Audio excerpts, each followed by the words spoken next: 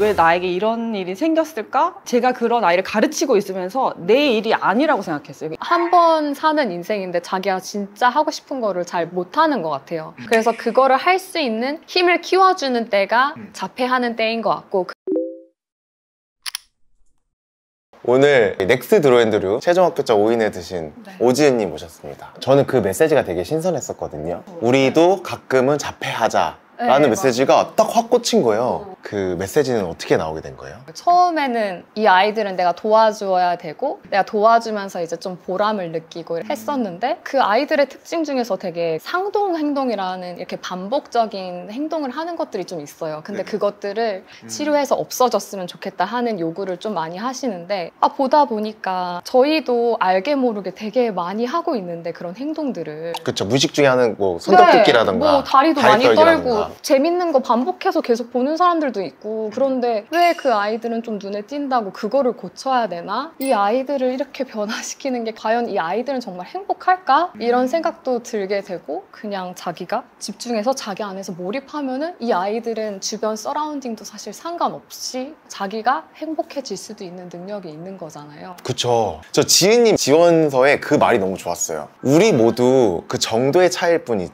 맞아요. 각자 조금씩의 장애는 갖고 있고 근데 그게 눈에 띄고 안 띄고일 뿐이다. 맞아요. 띄면 장애인으로 보고 띄지 않으면 일반인으로 보는 거다. 근데 생각해보면 진짜로 정신장애 같은 경우에는 안 보이는 경우도 되게 많잖아요. 맞아요. 성격장애라든지 이런 맞아요. 것들이 그 장애라는 말 쓰지 마세요 자체가 장애라는 단어를 부정적으로 보는 거라고 생각이 들거든요. 네네네. 그래서 그거를 오히려 자연스럽게 써야 그게 더 차별하지 않는 거 아닌가? 그런 생각이었습니다. 제 표현이 불편했다면 죄송합니다. 말을 너무 조심하게 돼가지고 제가 긴급 게스트를 한 분 더 모셨습니다. 저는 언어치료사이자 ASD, 장애 아이 엄마인 이효진이라고 합니다. 반갑습니다. 제가 일을 하면서 그런 자폐 친구들만 가르치다가 제가 그런 아이를 갖게 된 거죠. 그래서 좀 많이 당황스럽고 내가 이제 엄마의 마음으로 아이들을 바라볼 수 있게 된 좀 그런 운명적인 그런 일을 맞이하게 됐다고 생각해요. 자폐증에 대한 생각이 되게 많으시겠네요. 네, 처음에는 되게 부인하고 싶고 왜 나에게 이런 일이 생겼을까? 제가 그런 아이를 가르치고 있으면서 내 일이 아니라고 생각했어요. 이것이 정말 모순인 것 같아요. 근데 내가 그런 엄마가 돼 보니까 정말 하늘이 노랗고 깜깜하고 아무 생각이 나지 않더라고요. 저희가 어떤 사건을 당하면 뭐 충격, 부인, 분노의 단계를 거쳐서 결국 수용을 하게 되는데 다른 분들은 한 2, 3년 걸리는데 저는 사실 1년 만에 회복을 하긴 했거든요. 그래서 이 마음을 좀 많이 나눠야겠다. 이렇게 해서 저는 아까 앤드류 님이 자폐라는 말을 이렇게 해도 될까요? 좀 조심스러워 하시는데 저는 오히려 더 많이 얘기했으면 좋겠어요. 그래서 정말 이것이 아무렇지 않아지는 그런 사회가 되었으면 좋겠어요. 편하게 얘기해 볼게요. 네. 일단은 요즘에는 너무 많은 사람들이 다 자기한테는 집중 못하고 외부의 평가에 너무 연연하다 보니까 한 번 사는 인생인데 자기가 진짜 하고 싶은 거를 잘 못하는 것 같아요. 그래서 그거를 할 수 있는 힘을 키워주는 때가 자폐하는 때인 것 같고 그래서 거기에서 인생 실력을 먼저 키운 다음에 사회로 나가면은 더 많은 것을 할 수 있는 그런 사람으로 살 수 있을 것 같다고 생각을 했어요. 그 자폐아동을 이렇게 치료하신 지 벌써 10년 되셨잖아요. 이 친구들이 정말 이것 때문에 벌어지는 안 좋은 행동들이나 이런 것들을 생각하게 되잖아요. 예를 들면 같은 행동을 반복하고 자기 혼잣말하고 남의 신경 안 쓰고 행동하고 뭐 이런 것들 뒤집어서 생각해보면은 우리는 너무 밖에 것들에 신경이 많이 쏠려 있는데 이 친구들은 자기의 행복을 위해서 자기가 하고 싶은 거, 자기가 좋아하는 거에 완전 몰입할 수 있는 능력을 가진 친구다. 이렇게 생각하신다는 거죠. 그렇죠. 이 아이들은 자꾸 밖으로 끌어내려고 하면서 너무 바깥에 있는 사람들은 안으로 집어넣으려는 노력은 안 하잖아요. 그것도 진짜 일리 있는 것 같아요. 그 미디어에서는 너무 막 자폐아들의 천재성 막 이런 거를 좀 부각하긴 하지만 대부분 보면 진짜 하나에 좀 몰입해서 많이 파잖아요. 그러니까 그게 꼭 천재적으로 뭐 능력을 발휘하는 게 아니더라도 하나를 좋아하면은 그거에 대해서 엄청 공부하고 계속 파고들고 그 시간만큼은 되게 행복하게 보낼 줄 아는 아이들이에요. 네. 근데 사실은 저희도 그렇잖아요. 그쵸. 그러니까 넷플릭스 끝날 때까지 다 보잖아요. 하고 싶은 거 끝날 때까지 다 하잖아요. 그래서 다 비슷한 것 같아요. 근데 아까도 잠깐 제가 얘기했지만 점점 성인이 돼갈수록 나이가 들어갈수록 책임져야 될 게 많고 바깥 활동이나 여러 가지들이 많아서 나의 시간을 못 갖는 경우도 있겠지만 근데 사실 외부의 것들을 좀 차단했을 때 나를 스스로 알아가기 좋은 건데 세상의 그 소음들을 좀 노이즈 캔슬링하고 자기 안에 몰입할 수 있는 시간을 아마 혼자서는 지금 만드시기 힘들 거예요. 뭐 이런저런 핑계들을 많이 대면서 할 수가 있으니까 아예 그 시간을 차라리 조금 정해 놓으시고 조금씩 늘려나가는 방법도 한 가지 방법일 것 같아요. 처음에는 하기 힘들 거예요. 막 바로 누구랑 연락하고 싶고 카톡 보고 싶고 막 그것도 연습하면 길러질 수 있는 기술이라고 저희는 다 생각을 하거든요. 그러면은 그거는 자폐아 치료 방법과 반대겠네요? 왜냐면은 자폐아 치료할 때는 이 아이들을 끌어내주는 그쵸. 역할을 하고 저희는 몰입을 하는 몰입을 해야 되는 네네네. 그 방법들이 조금 자세히 들어볼 수 있을까요? 그런 분도 있어요. 아, 나도 몰입하고 싶은데 내가 뭘 좋아하는지 모르겠어. 뭘 좋아하는지 모르실 때는 사실 나라는 사람이 여기 있잖아요. 내가 하는 행동들이 남기는 흔적들을 통해서 나를 반대로 유추를 해볼 수가 있어요. 나의 공간을 한번 바라본다던가 옷을 저렇게 벗어놓고 책상에 그냥 대충 걸어놓고 책꽂이 안 꽂아져 있는 행동은 뭘까요? 책을 좋아한다. 왜냐하면 그 사람의 흔적이라 했잖아요. 그 사람이 책을 보고 놓았으니까. 만약에 내가 뭐 술을 좋아했다면 술이 있었겠죠? 근데 책이 있으니까 책을 술은 다 좋아했어. 마셔서 저기 쓰레기통 그리고 저 막 창문에 적혀있는 거 있죠. 네네. 저는 머릿속으로 그러니까 뭐가 많을 때 그냥 적어요. 비워내요. 적어야지 좀 정리가 돼요. 그리고 이 적음으로써 안심이 돼요. 그런 행동 패턴들이 좀 있더라고요. 네. 이거를 혼자 해결을 못 하시는 분들이 있는데 이미 드로우 앤드류님은 내가 적으면 저게 조금 해소가 된다는 것까지는 이어지신 거잖아요. 알고 계신 거잖아요.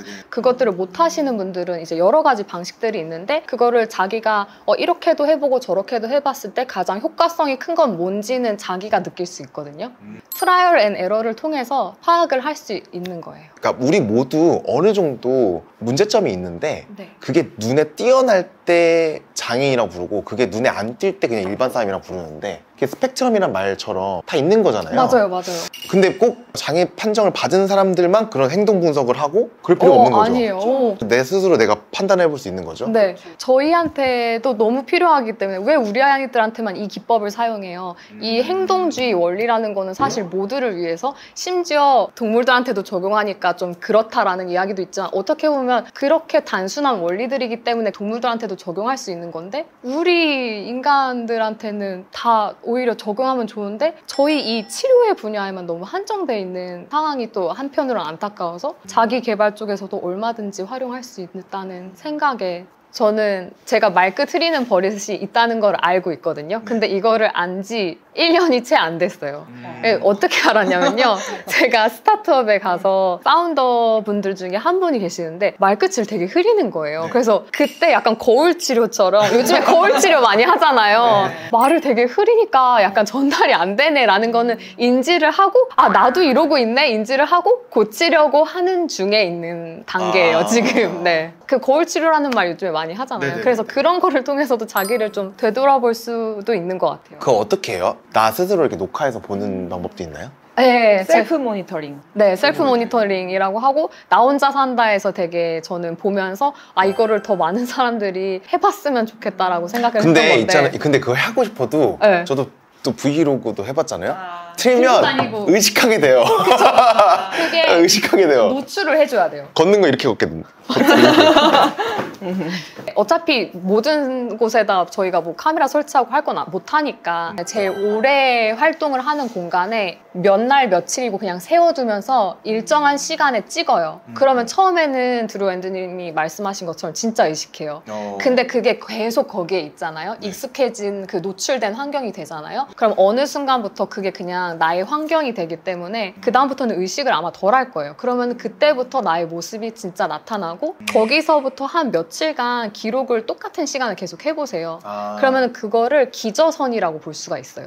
그래서 이게 원래 나의 모습인 거를 한번 다시 관찰을 해보시면 도움이 많이 될 수 있을 것 같아요. 그러게요. 근데 꼭 카메라로 기록 안 하더라도 그냥 내가 했던 것들을 맞아요. 기억해서 기록해보는 것도 좀 좋은 것 같아요. 그거는 ABC 기록이라고 하는데요. 오. 네. 나의 행동을 기준으로 내 행동 바로 앞에는 어떤 사건들이 있었지? 어떤 자극들이 나한테 주어져 있었지? 그래서 내가 이 행동을 했고 그 다음에 내가 행동을 한 이후에는 어떤 결과들이 나타났지? 이런 것들을 좀 파악을 해보면은 어떨 때는 사람들이 나에게 환호를 해줬더니 내가 그 행동을 더 하게 돼. 아, 그럼 나는 되게 사회적인 관심을 추구하는 사람이구나. 먹을 것 중에서도 뭐 어떤 걸 먹을 때 더 내가 반응을 하게 돼. 그런 것들도 알 수 있고 진짜 소소한 그런 관찰을 해보는 기록들이 나를 되돌아볼 수 있는 그게 틀이 되는 것 같아요. 하루는 하루 종일 제가 진짜 너무 집에서만 있고 아무것도 안 한 거예요. 와, 나 진짜 너무 게으르다. 제가 스스로한테 조금 실망한 그런 날 있잖아요. 좀 뭐 했냐? 그래서 제가 하루를 적어봤어요. 근데 쓸데없이 뭘 많이 한 거예요. 창문 틀이 좀 지저분해서 제가 창문 틀을 다 닦았거든요. 네. 옷장 정리도 했고 뭔가 일 같은 걸 안 할 뿐이지 네. 나를 뭔가를 되게 많이 네, 했더라고요. 네. 그리고 막 근데 그게 뭔가 기록을 안 하면 맞아요. 제가 그냥 하루를 그냥 날렸구나 맞아요. 이렇게 하는데 은근히 뭘 많이 했더라고요. 생각을 안 하니까 벌써 하루가 지나가 나 뭐 했다고 하루가 지나갔지 이러고 있었던 거죠. 그쵸. 오늘 이제 지은님의 더 자세한 이야기, 네, 지은님의 글은 밀리로드에서 제가 아래 더보기 링크에 남겨놓을 테니까 더 자세한 이야기 보고 싶으신 분들은 그 링크 참고해 주시면 감사하겠습니다. 오늘 여기까지